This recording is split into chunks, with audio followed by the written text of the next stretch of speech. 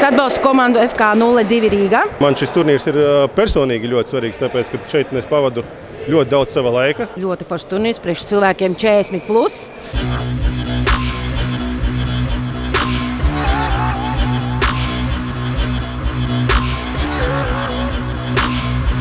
Un kas man visvairāk patīk, ir tas, ka šeit ir tikai pretinieki spēles laikā, bet pēc spēles tie visi ir draugi, visi čomi, mēs satiekamies, patīkamā atmosfērā, pasmējamies, papļāpājam, panelizējam. Es domāju, ka šīs tradīcijas ir vienkārši super un viņas obligāti ir jāturpina.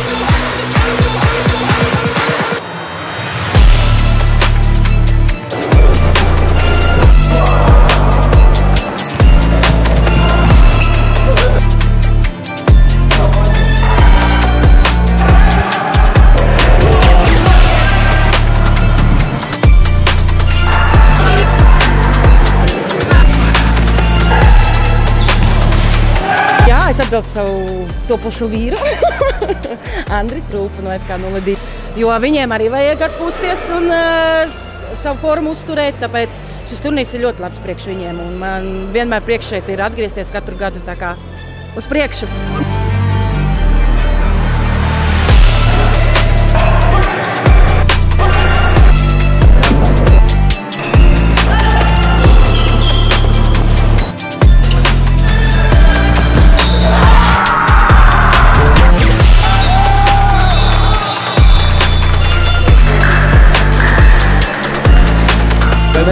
Mēs netikām pagājušajā gadā, bet šogad mēs gājām pa spēlē, un mēs izcīnījām to ar komandu garu, ne ar individuālu. Mēs vienkārši visi izaugam, un mums ļoti patīk tas turnīrs, un es lepojos par saviem puišiem, visiem pretiniekiem. Paldies visiem, visi tie, kuri dod to brīnišķīgu spēli, kā futbols.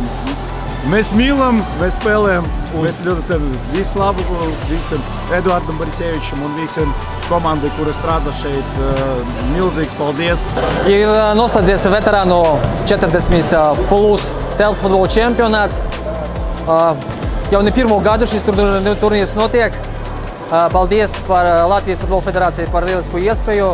Tieši pateicoties viņiem, šis turnīrs pieņems spēkā un jau šosezon 24, 25, 15 komandas no visas Latvijas piedalījies telpu futbolā čempionātā starp veterāniem. Un tagad tieši beidzas fināla turnīrs 5 labākajām komandām. Uzvarētāji ir apbalvoti, visi priecīgi, pateicīgi, bet ko gribas teikt, ka tādu stīvu cīņu starp tām 5 labākām komandām es sen neesmu redzējis. Protams, mēs zinām, ka Rīgā un RFS, piemēram, tur 2 labās komandas, kas cīnās tur telpu futbolā, bet šeit 5 komandas un arī no 6. 7. komanda arī bija ļoti stipra. Tā konkurence ir ļoti sīva, ļoti cieša, un man bija tiešām prieks par to. Izbaudīja visu to turnīru, es domāju, dalībnieki un īpaši šodienu. Un ceram, šī tradīcijas šim turnīram turpināsies, un jau nākamajā gadā, novembrī, mēs sāksim jaunu sezonu. Iespējams, mums būs vēl vairāk dalībnieku.